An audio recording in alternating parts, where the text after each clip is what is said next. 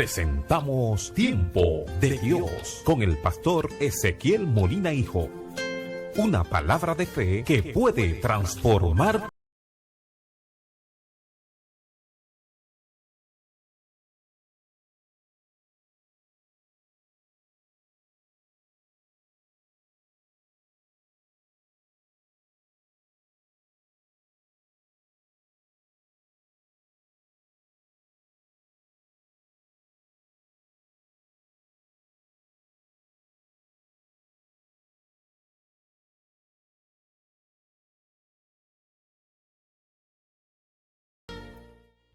¿Hasta cuándo menospreciarás a Dios?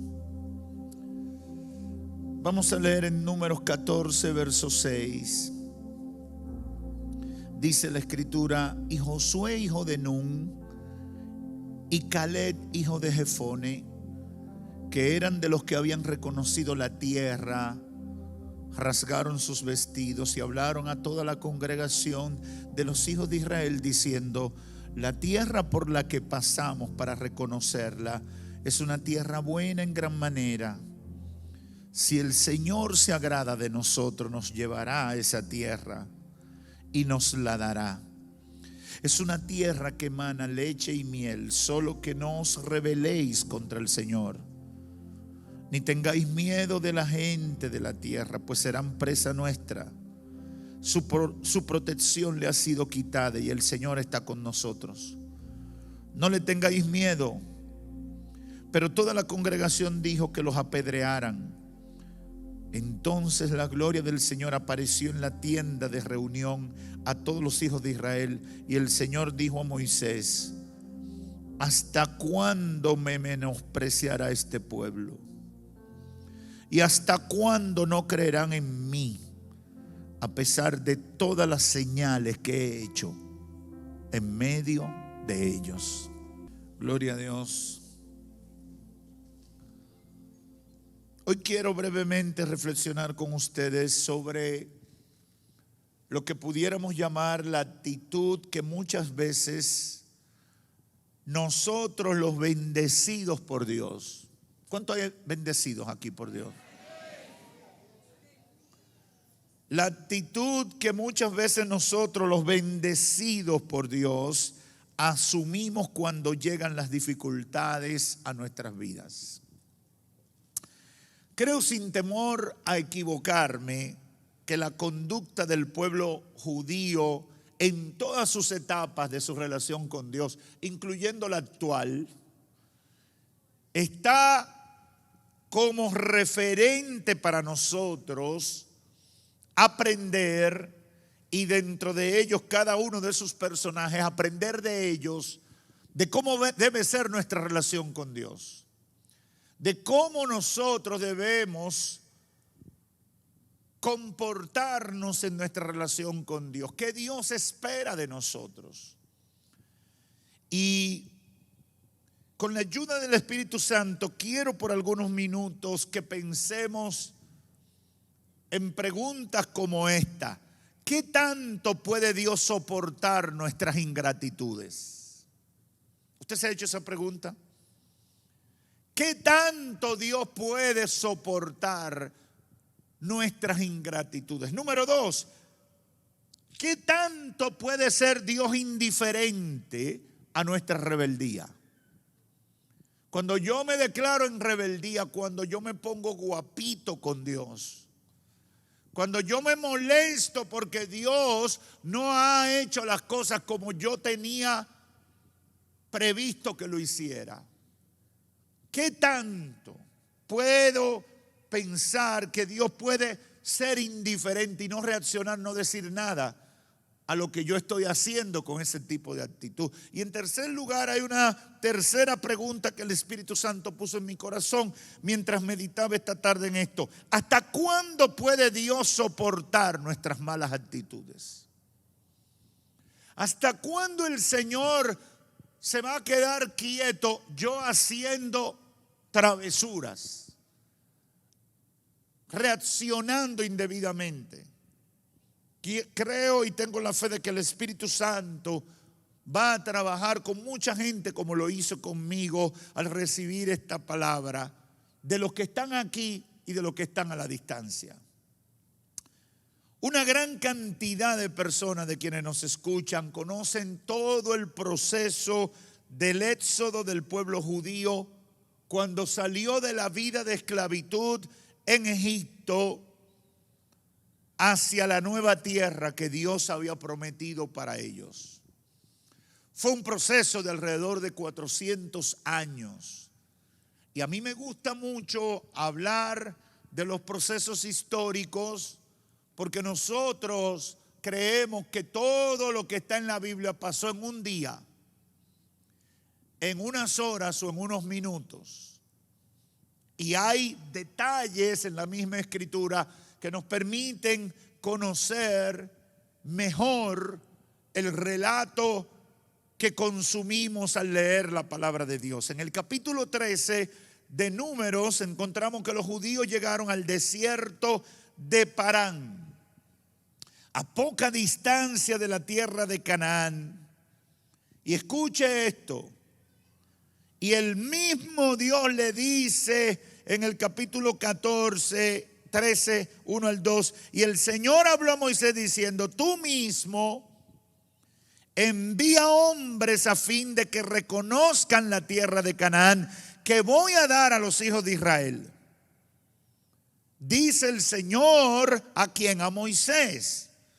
El Señor habló a Moisés diciendo: tú mismo envía hombres a fin de que reconozcan la tierra de Canaán. Esa tierra que voy a dar a los hijos de Israel, enviarás un hombre de cada una de las tribus de sus padres, cada uno de ellos jefe entre ellos. Otras versiones dicen príncipes entre ellos. Ahora, ¿quién sacó a los israelitas de la esclavitud de Egipto? Dios. ¿Quién instruye para que fueran a reconocer la tierra? Dios. ¿Quién indica a quienes debía Moisés enviar a reconocer la tierra? Dios. Por lo tanto, si somos medianamente inteligentes, vamos a llegar a la conclusión de que Dios es el autor y director de ese proyecto. Eso es importante que lo entendamos.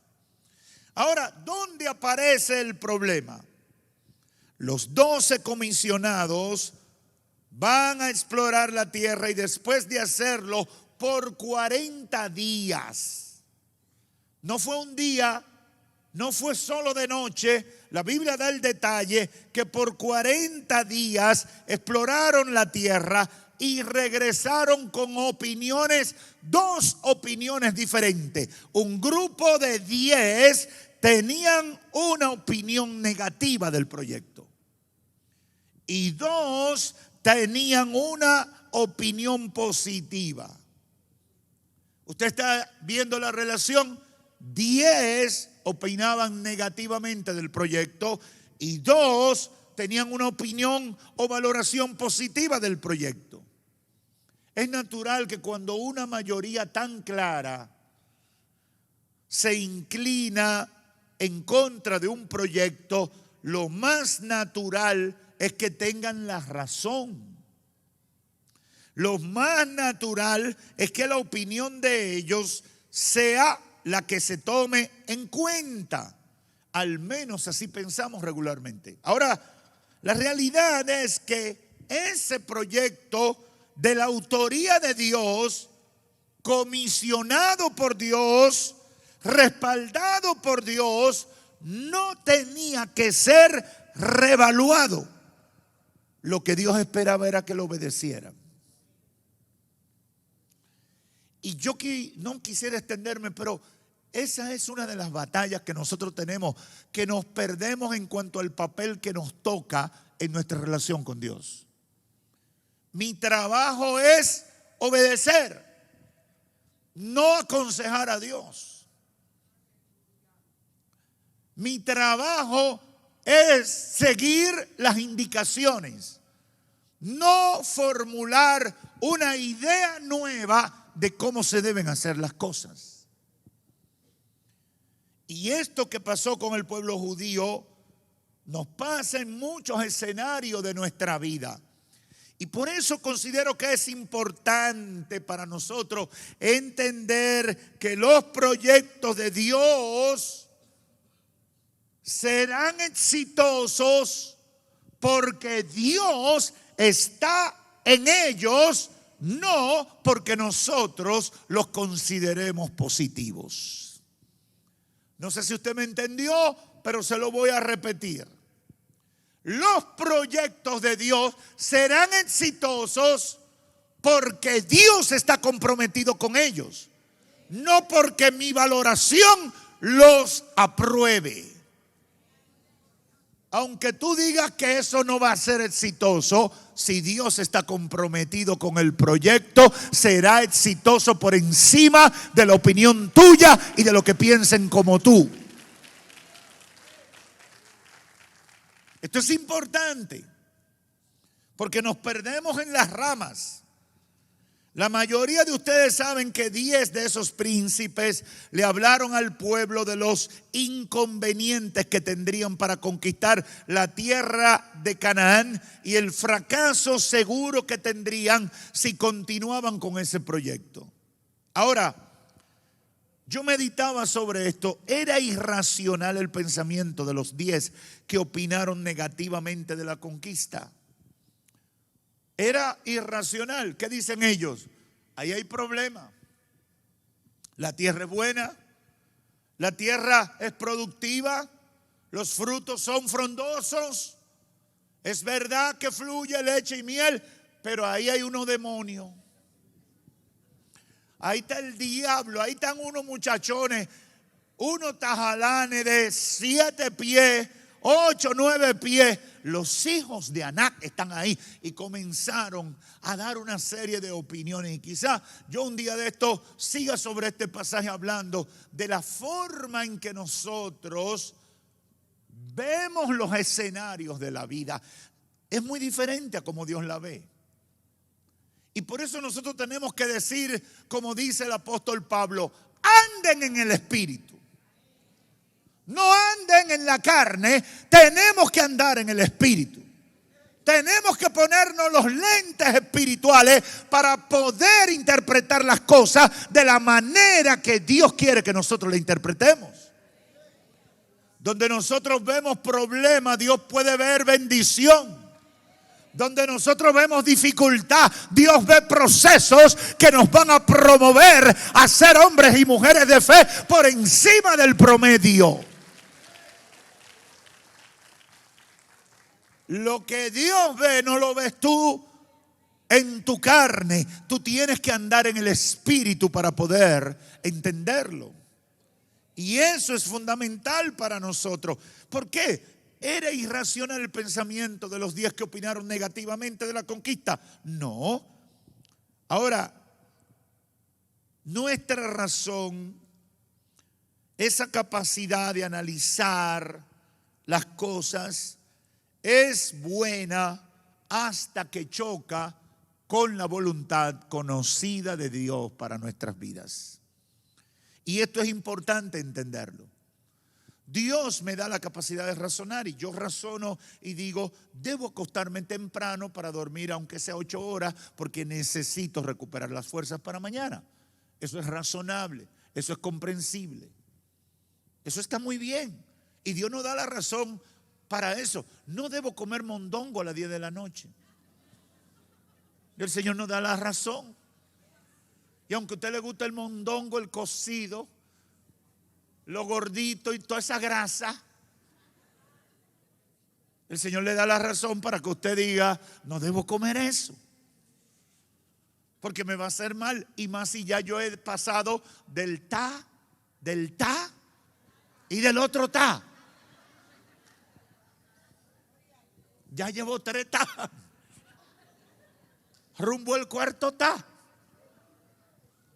Debo ser prudente. La razón me ayuda. Pero eso no tiene que ver, ni tiene que entrar en contradicción con lo que Dios ha dicho, porque Dios no está sujeto a la escala de valores ni la capacidad de análisis que nosotros humanamente podamos tener de alguna situación. Hay proyectos que nosotros los producimos con nuestra capacidad de inteligencia, pero llegar a la tierra de Canaán no era el resultado de la inteligencia y la capacidad de los seres humanos, era una promesa de Dios. Y es bueno que entendamos la diferencia. Yo me invento una cosa y yo veo mucha gente confundiendo su deseo con la voluntad de Dios. Y se lo explico con un ejemplo bien práctico. Pastor, me gusta esa hermana. Esa hermana está como yo se la pedí al Señor. Y la gente piensa que porque le gusta necesariamente la voluntad de Dios, pero cuando investiga te das cuenta que esa no es una hermana, que esa es una prima que viene a la iglesia y que tú no la conoces y que da para cualquier cosa. Entonces esa es la voluntad de Dios, no es la voluntad de Dios, porque Dios ya ha revelado su voluntad y tú lo que tienes que hacer es obedecerla. No es lo que te gusta necesariamente en ese momento. Dios te puede dar una que te guste y que esté en el orden que Él ha establecido. Pero a veces yo me llevo de lo que me gusta, de lo que me atrae. Yo quiero poner un negocio. Mire, hermano, yo creo que el 80% de la gente que emprende negocio no está capacitado para administrar negocio. Y se lo dice uno que inventó varios negocios. Y ha analizado la situación de mucha gente en cuanto a los negocios. No todo el mundo puede administrar negocios. Hay gente que tiene que dejar que otro lo administre.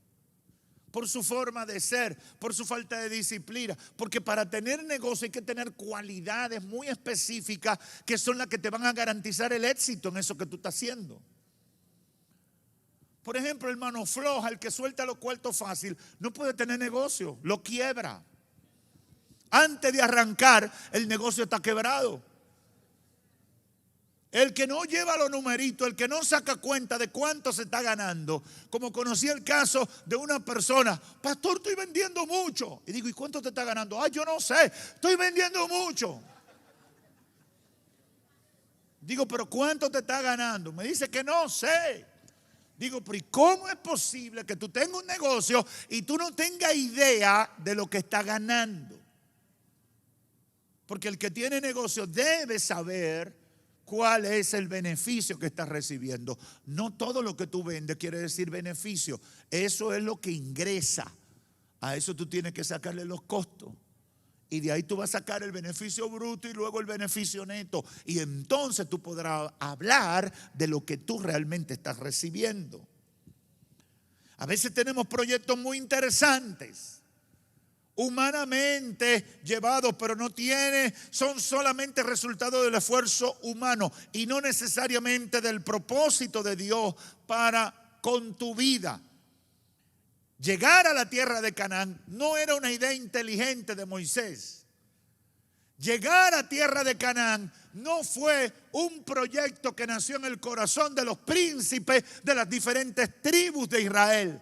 Llegar a Canaán era un compromiso de Dios con ese pueblo que vivió 400 años en esclavitud.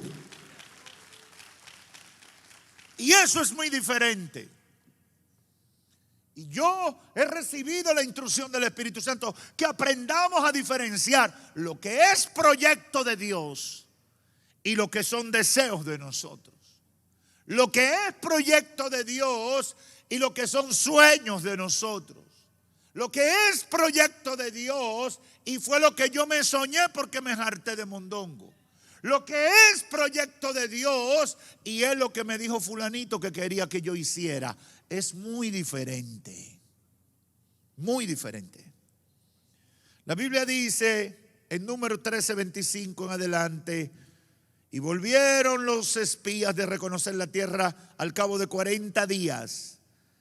Y fueron y se presentaron a Moisés y a Aarón y a toda la congregación de los hijos de Israel en el desierto de Parán en Cades y le dieron un informe a ellos y a toda la congregación, y le enseñaron el fruto de la tierra, y le contaron y le dijeron: fuimos a la tierra donde nos enviaste, ciertamente mana, leche y miel, y este es el fruto de ella. Hasta ahí todo está bien. Verso 28, capítulo 13. Solo que es fuerte el pueblo que habita en la tierra, y el que habita en las ciudades, o las ciudades son fortificadas y muy grandes. Y además vimos allí a los descendientes de Anac. Amalek habita en la tierra del Negev. Los heteos, los jebuseos y los amorreos habitan en la región montañosa. Y los cananeos habitan junto al mar y a la ribera del Jordán. En otras palabras, Dios nos dio un proyecto, pero el proyecto de Dios tiene defectos. Dios nos dio una asignación, pero no tomó en cuenta una serie de detalles que nosotros acabamos de identificar. Y aquí está el pensamiento humano luchando contra la palabra de la voluntad conocida de Dios. El verso 30 dice: y entonces Caleb calmó al pueblo delante de Moisés y dijo: debemos ciertamente subir y tomar posesión de esa tierra, porque sin duda la conquistaremos. ¿Qué está diciendo Caleb? Es verdad todo lo que ustedes han dicho, pero nosotros la vamos a conquistar en el nombre del Señor. Y esa debe ser la actitud cuando hay un proyecto de Dios.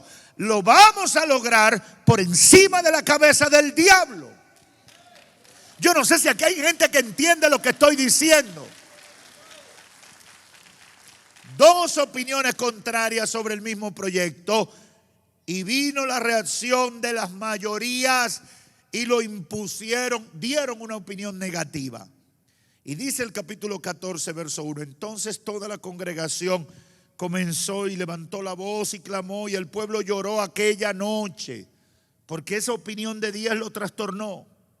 Y murmuraron contra Moisés. Esto es impresionante la reacción. Y murmuraron contra Moisés y Aarón, todos los hijos de Israel. Y les dijo toda la congregación a Moisés y Aarón, le dijeron: ojalá hubiéramos muerto en la tierra de Egipto. Ojalá hubiéramos muerto en este desierto.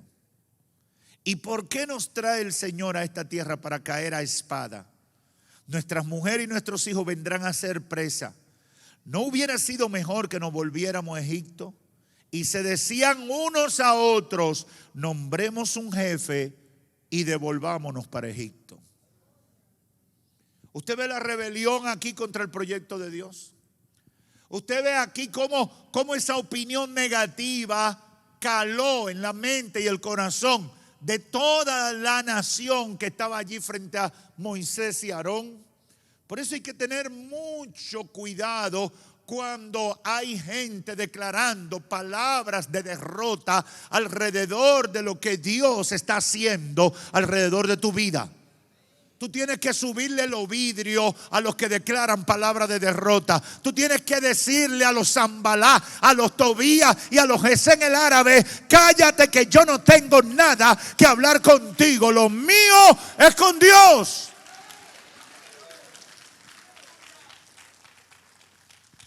Hay que tener mucho cuidado con eso. ¿Por qué? Porque esa opinión pesimista, esa declaración de derrota, contamina toda la atmósfera del pueblo de Dios. Eso pasa en las iglesias. Hay iglesias que están dormidas por la opinión negativa de la gente que dice: aquí no va a pasar nada, aquí Dios no va a salvar a nadie, esto no va para ningún lado. Óigame, hermano, sacúdase, sáquele los pies a la gente que es así. Conéctese con la gente que dice: nosotros vamos a llegar al cielo, nosotros vamos a vencer al diablo, nosotros vamos a superar esto. En el nombre de Jesús tenemos fe de que esto va a avanzar.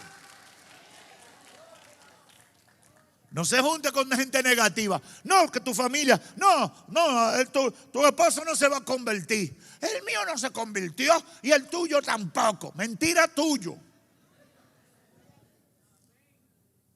Que no, que tus hijos toditos van a ser unos delincuentes. Bueno, porque los míos también salieron delincuentes. Mentira tuyo. Los míos van a ser hombres y mujeres de Dios. Yo no sé si tú me estás entendiendo lo que te estoy diciendo. No acepte el discurso de derrota. Hay que tener cuidado con eso, eso se pega. Mire, cuando alguien esté así hablando con ese discurso de derrota, dígale: sape. Muévete, Satanás. En términos prácticos, los israelitas estaban declarando que Dios los engañó, que Dios los defraudó, que Dios los sacó de Egipto para que murieran en el desierto. Y la respuesta de Dios no se hizo esperar. A veces nos ponemos a hablar sandeces y creemos que Dios se va a quedar callado. A veces nos ponemos ahí a expresar cosas feas y creemos que Dios se va a quedar callado. Número 14:11 dice: y Jehová dijo a Moisés: ¿hasta cuándo me ha de irritar este pueblo? ¿Hasta cuándo me va a menospreciar este pueblo? Dice otra versión. ¿Hasta cuándo voy a aguantar esto? ¿Hasta cuándo no me creerán con todas las señales que he hecho en medio de ellos? ¿Hasta cuándo? ¿Hasta cuándo? ¿Hasta cuándo voy a tener que soportar esa opinión negativa? ¿Hasta cuándo voy a soportar ese discurso de derrota en tu boca? ¿Cuántas cosas he hecho por ti y todavía sigue hablando de esa manera? ¿Cuántos milagros he hecho en tu vida y todavía sigue hablando de esa manera? ¿Cuántos días han pasado cuando debiste haber muerto y yo te tengo vivo y todavía sigue hablando de esa manera? Aleluya. El Dios al que le servimos no está muerto. Yo no sé si lo escuchaste, te lo voy a repetir. El Dios al que tú le sirves no está muerto.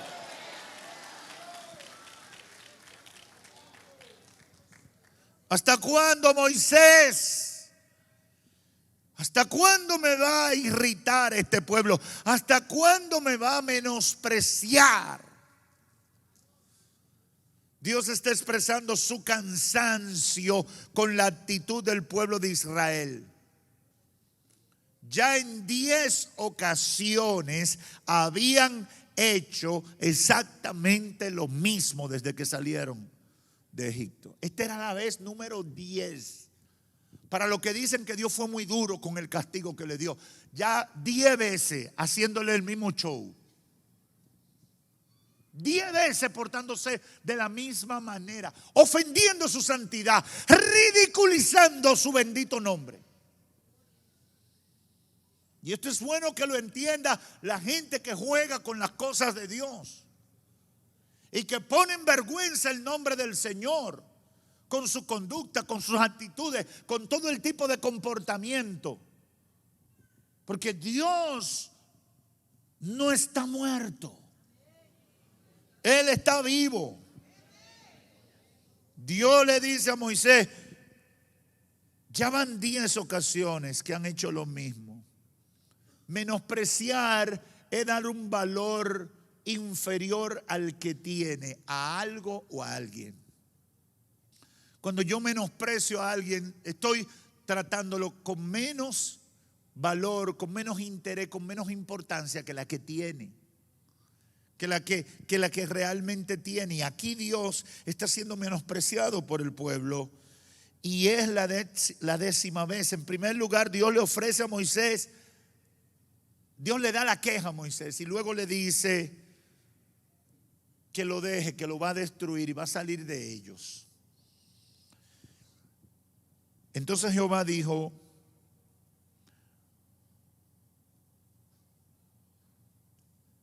déjame que yo lo borre y voy a hacer un pueblo nuevo contigo y lo llevaré a la tierra prometida. A mí me gusta resaltar cuando Dios responde de esa manera, porque el Dios que hemos fabricado en nuestro paganismo, siglo XXI, es un Dios que no es capaz de reaccionar así. Usted se ha puesto a ver la gente cómo habla de Dios. Y le voy a dar una instrucción, hermano, y espero que reciban el consejo. Déjese can de papá Dios. Cuando la gente dice papá Dios, todo el que dice papá Dios generalmente irrespeta a Dios. La mayoría de la gente que yo oigo diciendo, no, papá Dios no lo va a permitir. No, papá Dios me quiere mucho. Soy un diablo y papá Dios me va a ayudar. Papá Dios, ¿qué es lo que tú te has inventado de Dios? Déjame el güere ese con el papá Dios. Como alguien salió en estos días en la hora feliz y que el balbú de allá arriba. Yo quería meterme en el radio y le amarrar la boca o pedirle al Señor, púdrale los dientes para que no hable así. Hay que respetar a Dios. Dios es santo y habita en la santidad y Él es majestuoso, Él es poderoso. Yo tengo que guardar reverencia. Los judíos ni siquiera se atrevían a mencionar su nombre. Por respeto. Entonces, Moisés le dijo, ay Señor, ellos se merecen que tú los mates a todos, pero ¿qué van a decir de tu gran nombre? Y Moisés intercede para que Dios los perdone. Y por Moisés la sentencia de Dios fue dosificada, pero no fue revocada. Dice el verso 20, capítulo 14. Entonces Jehová dijo, ok Moisés, yo lo he perdonado conforme a tu dicho, a tu pedido. Mas tan ciertamente como vivo yo y mi gloria llena toda la tierra. ¿Qué detalle hay ahí? Mas tan ciertamente como vivo yo y mi gloria llena toda la tierra. Dios está diciendo, yo no soy relajo de gente, de energúmenos que quieren coger mi nombre de relajo. Tan cierto como vivo yo y mi nombre y mi gloria llena toda la tierra. Todos los que vieron mi gloria y mis señales que he hecho en Egipto y en el desierto y me han tentado ya 10 veces y no han escuchado mi voz, no verán la tierra de la cual juré a sus padres. No, ninguno de los que me han irritado la verá. Pero a mi siervo Caleb, aleluya, por cuanto hubo en él otro espíritu y decidió ir en pos de mí, yo lo meteré en la tierra donde entró y su descendencia la tendrá en posesión. ¡Aleluya! Esto es tremendo, iglesia. Dios establece la diferencia en el trato en respuesta a la reacción, al compromiso que se puso de manifiesto en el momento de crisis. Y es importante que nosotros aprendamos a reaccionar como cristianos en el momento que somos probados a partir de una crisis, porque eso será determinante para la forma en que Dios va a recompensar a cada uno de nosotros. Óigame bien, iglesia. Yo conozco personas que cuando tienen un problema maldicen a todo el mundo y hasta a Dios lo maldicen. Se quejan, se desploman emocionalmente, dicen cualquier tipo de cosa. He visto personas reaccionar como impíos, aunque han sido miembros de iglesia por algún tiempo. Y uno tiene que cuidar eso. Uno tiene que aprender a poner en evidencia, demostrar su fe, sobre todo en esos momentos difíciles. en esos momentos donde se te complica la cosa, que salga del fondo de tu corazón, de tus entrañas, que salga una alabanza, que salga una declaración de fe en el momento de la dificultad, en el momento de la prueba, que salga un testimonio de un hombre o de una mujer que cree en la palabra de Dios, aunque el cielo esté cerrado. Yo creo en lo que Dios ha dicho, aunque todo el mundo esté en contra. Por eso Dios premió a Josué y a Caleb, porque en ellos hubo otro espíritu y decidieron ir en pos de él. Y dice el Señor: lo meteré yo en la tierra, porque no es con su fuerza, soy yo que lo entro. Aleluya. Es Dios el que te da éxito. Es Dios el que vence a tu enemigo. Es Dios el que te da gracia. Es Dios por encima de la cabeza del infierno. Todo el mundo puede decirte: tú no tienes, tú no das, tú no puedes. Pero Dios, si tiene compromiso contigo, te va a colocar. Yo lo meteré. Aleluya. ¿Y por qué Dios habló tan categórico, pastor? Yo especulo, pienso, opino, creo que Dios lo hizo porque de nada iban a aparecer defensores de los derechos humanos. Iban a decir: pero ¿y por qué se van a morir todos los otros? Y entonces el Señor dice: porque a mí me da mi gana. Porque ellos funcionaron como lo que yo esperaba. Y aquí no hay nadie que pueda reclamar. Como declaró antes: tendré misericordia de quien yo quiera tener misericordia. ¿Y tú qué? ¿Y a ti qué?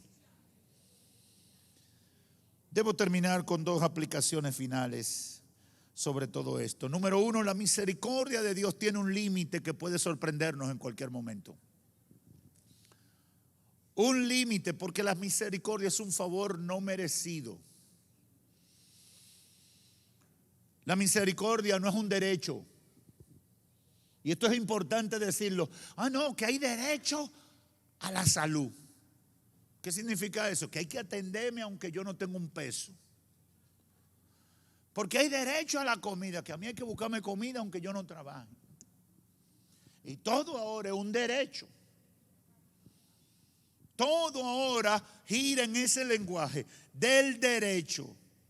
Bueno, yo quiero decirle a los derechistas o a los que reclaman cosas, quiero decirle que la misericordia de Dios no es un derecho. Tiene un límite y Él la dispensa en la proporción y en la medida que Él quiere.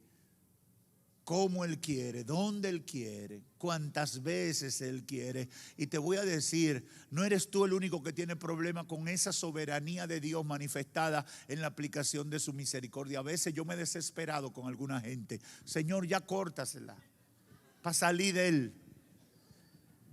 Y Él sigue dándole misericordia. Y a otros uno se pregunta: ¿y por qué ya se la quitó? Porque Él la da a quien Él quiere, como Él quiere, en la medida que Él quiere. 10 veces el pueblo de Israel asumió esa actitud incrédula con Dios, menospreciando su bondad, y por eso el Señor lo sentenció a muerte en el desierto y le quitó el privilegio de entrar en la tierra prometida. 10 veces.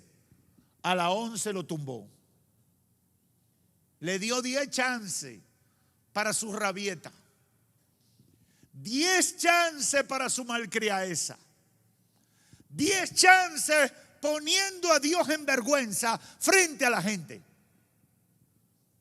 Y a la número 11 le quitó el privilegio de entrar en la tierra prometida. Y aquí el Espíritu Santo ministró a mi espíritu esta pregunta: ¿cuántas veces has menospreciado la bondad de Dios? ¿Cuántas veces has avergonzado al Señor? ¿Cuántas veces has dejado a Dios en ridículo? ¿Qué significa eso, pastor? ¿Cuántas veces Dios, habiéndote bendecido, habiendo hecho cosas maravillosas en tu vida, desarrollando una agenda de bendición para tu vida ante cualquier aparente dificultad, tú terminas renegando a Dios, quejándote de Dios, menospreciando a Dios y diciendo que hubiera sido preferible quedarte en el mundo?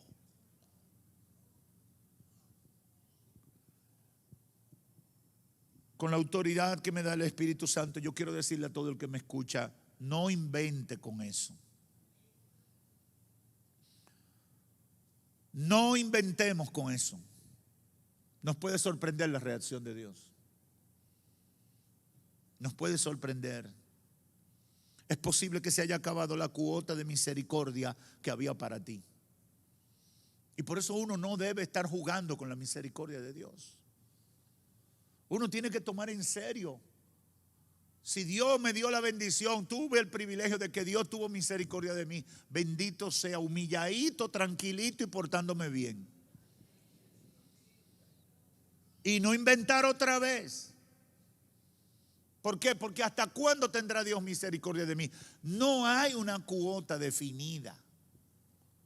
Él lo hace como Él entiende. Siempre cuando hablo de este tema recuerdo en el libro de Jueces cuando se habla de Sansón. Sansón jugó desde el vientre de su madre, fue escogido por Dios. Nazareo, estaba bajo pacto, comprometido con Dios. Fue la respuesta de Dios a sus padres que no podían tener hijos. Dios le dio cualidades inigualables, condición excepcional entre la gente. Lo convirtió en el líder de su pueblo. Le dio poder sobre muchísimas cosas. Y cada vez Sansón se portaba como un necio. Sansón, no te puedes casar con cananea, no puedes estar cogiendo mujeres raras de esas, filisteas. ¿A mí qué me importa? Sansón, deja de jugar, deja de beber. ¿A mí qué me importa? Sansón, no te metas conmigo. Sansón, te pasaste anoche, te pusiste a beber escondido de los pastores. Déjame quieto que eso es entre Dios y yo. Sansón. Sansón. No, Dios siempre me perdona. No se metan conmigo que yo y Dios tenemos un trato especial. Tú no ves que yo estoy aquí. Entonces quieto. Y un día vino la super Dalila. Le cortó el pelo. Sansón, los filisteos. Y se levantó igualito. Voy a acabar. Y me encanta cuando la Biblia dice, y Sansón no se había dado cuenta que ya Dios no estaba con él. Aleluya. Y Sansón no se había dado cuenta que ya Dios no estaba con él. No inventemos con eso. Nos puede sorprender la reacción de Dios. Es posible que se haya acabado la cuota de misericordia que había para ti, amigo y hermano que me escucha. Debemos ser agradecidos. Debemos aferrarnos a la palabra que ha salido de la boca de Dios. Aun cuando la oposición sea grande, aférrate a la palabra de Dios. Debe procurar superar el temor. Creer sincera y decididamente en el Señor. Si soy de Dios, prefiero morir creyendo que Él cumplirá su propósito en mí, aunque el mundo diga lo contrario. Debe ser así. Y finalmente, Dios no será indiferente a nuestra rebeldía. Por tanto, si reconoces que has sido rebelde, cambia de actitud, humíllate ante Dios. Y hoy mismo tú puedes entregarle tu vida a Cristo si no lo ha hecho. Yo no tengo duda de que el que se convierte de corazón, el que abandona el pecado, el que decide hacerlo bien, aprovechando la misericordia de Dios que está fluyendo, está valorando el amor de Dios que ha sido demostrado en Cristo Jesús, Señor nuestro, quien vino a morir al mundo por cada uno de nuestros pecados. Por eso, reitero, hay una pregunta latente para muchos de nosotros, de los que están aquí en este templo y los que están a la distancia. ¿Hasta cuándo vas a menospreciar la bondad de Dios? ¿Hasta cuándo vas a menospreciar a ese Dios que te ha demostrado que te ama? ¿Hasta cuándo seguirás manejándote de manera tan torpe en tu relación con el que te ha dado todo? ¿Hasta cuándo, amigo, tú seguirás jugando a que Dios tendrá misericordia de ti? Como me decía un maestro en la escuela del bachillerato, decía, no se preocupe, no me tenga que predicar. Yo, aunque sea en el último minuto, yo me arrepiento. Digo yo, ¿y quién te dijo que tú vas a tener cabeza para arrepentirte? Hay que ser agradecido con Dios cuando podemos, cuando tenemos el chance, y tratar de dar la medida que Él espera de cada uno de nosotros. No abuses de la misericordia. No abuses. Dios no será indiferente a tu rebeldía. No menosprecies a ese Dios de amor y misericordia que se ha revelado en ti y en tu familia de tantas maneras. A mí me parte el corazón ver tanta gente que busca a Dios en medio de una necesidad, de una crisis, y luego lo abandona. Que busca a Dios en medio de un problema y luego se olvida de Él. Y entonces cree que cuando se presente el próximo problema en el cielo lo van a estar esperando para ayudarlo. ¿Quién te ha dicho a ti eso? Cuando yo leo la Biblia, cuando estudio la Biblia, me doy cuenta que Dios no puede ser burlado. Nadie puede burlarse de Dios. Lo que no podemos muchas veces explicar es por qué su misericordia no ha dejado que su justicia ejecute el castigo. ¿Hasta cuándo menospreciarás a Dios? Yo te recomiendo, hermano, amigo, que valores todo lo que Dios ha hecho por ti. ¿Y cómo lo hago, pastor? Dando gracias todos los días. Levántate por la mañana dando gracias. En cualquier momento del día dile gracias, Señor. En cualquier situación que pase, gracias, Señor. Reconozco tu bondad para conmigo. Reconozco que tú has sido bueno. Gracias, Señor, porque a pesar de este problema siento tu fortaleza. Pudo haber sido peor, pero tú me has permitido estar de pie en medio de esta tribulación. Sea un hombre o una mujer agradecido con Dios. Dele gracias al Señor.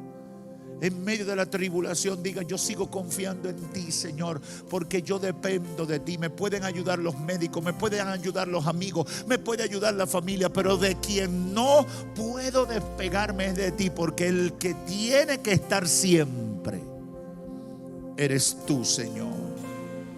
Eres tú, Señor. Dígale, Señor, yo te necesito por encima de